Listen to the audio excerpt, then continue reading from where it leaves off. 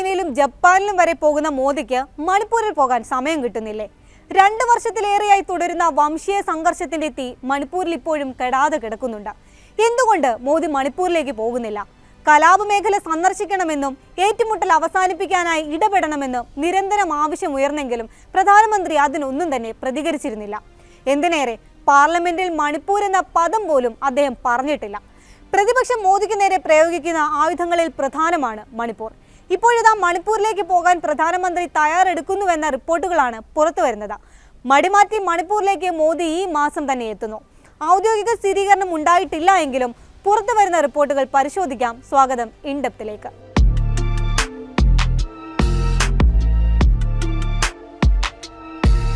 Narendra Modi September 13-ന് മിസോറാമിലും മണിപ്പൂരിലും സന്ദർശനം നടത്തുമെന്ന് ഐസോളിലെ ഉദ്യോഗസ്ഥരാണ് അറിയിച്ചിരിക്കുന്നത്. സെപ്റ്റംബർ 1-നാണ് ഉദ്യോഗസ്ഥർ VVIP സന്ദർശനം സംബന്ധിച്ച ഔദ്യോഗിക നോട്ട് പുറത്തിറക്കിയത്.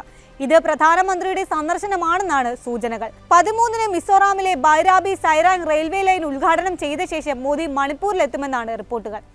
മെയ്തേയി കുക്കി വിഭാഗങ്ങൾ തമ്മിലുള്ള കലാപം ഏറ്റവും നാശം വിതച്ച ഇംഫാലിലും ചുരാചന്ദ്പൂരിലും മോദി എത്തിയേക്കുമെന്നും അറിയുന്നു. അടിസ്ഥാന സൗകര്യ വികസന പദ്ധതികൾ പ്രഖ്യാപിക്കാനും സാധ്യതയുണ്ട്.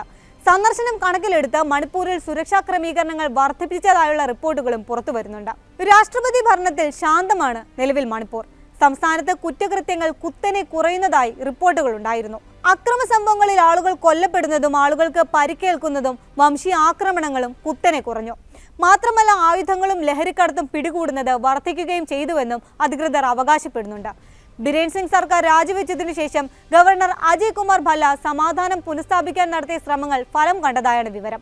പോലീസ് സ്റ്റേഷനുകളിൽ നിന്ന് തട്ടിയെടുത്ത ആയുധങ്ങളിൽ പകുതിയും മെയ്തേയി കുക്കി വിഭാഗങ്ങൾ ഇതിനോടകം തന്നെ തിരിച്ചേൽപ്പിച്ചിട്ടുണ്ട്. കലാപം കെട്ടടങ്ങിയ സാഹചര്യത്തിൽ രാഷ്ട്രപതി ഭരണം അവസാനിപ്പിച്ച് സർക്കാരിനെ തിരികെ കൊണ്ടുവരാനുള്ള ശ്രമങ്ങളുടെ ഭാഗമായാണ് പ്രധാനമന്ത്രിയുടെ സന്ദർശനം വിലയിരുത്തപ്പെടുന്നത്. മണിപ്പൂരിൽ പുതിയ സെക്രട്ടേറിയറ്റ് കെട്ടിടം, മറ്റ് വികസന പദ്ധതികൾ എന്നിവ ഉദ്ഘാടനം ചെയ്യുമെന്നും റിപ്പോർട്ടിൽ പറയുന്നു. ഇംഫാലിലും ചുരാചന്ദ്പൂരിലും അഭയാർത്ഥികളുമായി കൂടിക്കാഴ്ച നടത്തുമെന്നും റിപ്പോർട്ടുകളുണ്ട്. സുരക്ഷാ ക്രമീകരണങ്ങൾ കർശനമാക്കിയതിനൊപ്പം മണിപ്പൂരിൽ നഗരങ്ങൾ അലങ്കരിക്കുന്ന ജോലികളും പുരോഗമിക്കുന്നുണ്ട്. സന്ദർശനത്തിന് മുന്നോടിയായി ആഭ്യന്തര മന്ത്രാലയ ഉദ്യോഗസ്ഥർ കുക്കീസോ വിമത ഗ്രൂപ്പുകളുമായി ചർച്ച നടത്തും. സസ്പെൻഷൻ ഓഫ് ഓപ്പറേഷൻസ് കരാർ പുതുക്കുന്നതിനെ കുറിച്ചാണ് ചർച്ചയെന്നാണ് സൂചന. ഫെബ്രുവരി മുതൽ തീരുമാനമാകാതെ കിടക്കുകയാണ് ഈ കരാർ. ദേശീയപാതകൾ തുറക്കുന്നതിനെ കുറിച്ചും ചർച്ചകൾ നടക്കുമെന്നാണ് സൂചന. സന്ദർശന വാർത്ത പുറത്തു വന്നതിന് പിന്നാലെ വിമർശനങ്ങളും ശക്തമായിട്ടുണ്ട്. ടു ലിറ്റിൽ ടു ലേറ്റ് എന്ന് കോൺഗ്രസ് നേതാവ് ജയറാം രമേശ് എക്സിൽ കുറിച്ചു.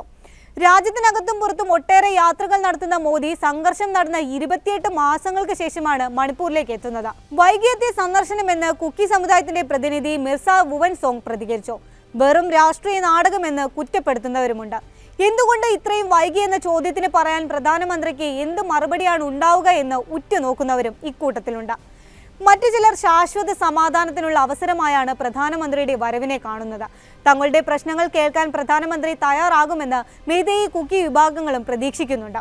റോഡ് ഉപരോധം നീക്കാൻ കുക്കി പ്രതിനിധികൾ തയ്യാറായതായും വിവരമുണ്ട്. അരംബെ, തെങ്കോൾ പോലുള്ള മെയ്തേയി ഗ്രൂപ്പുകൾ സന്ദർശനത്തെ സ്വാഗതം ചെയ്യുമെന്നാണ് റിപ്പോർട്ടുകൾ.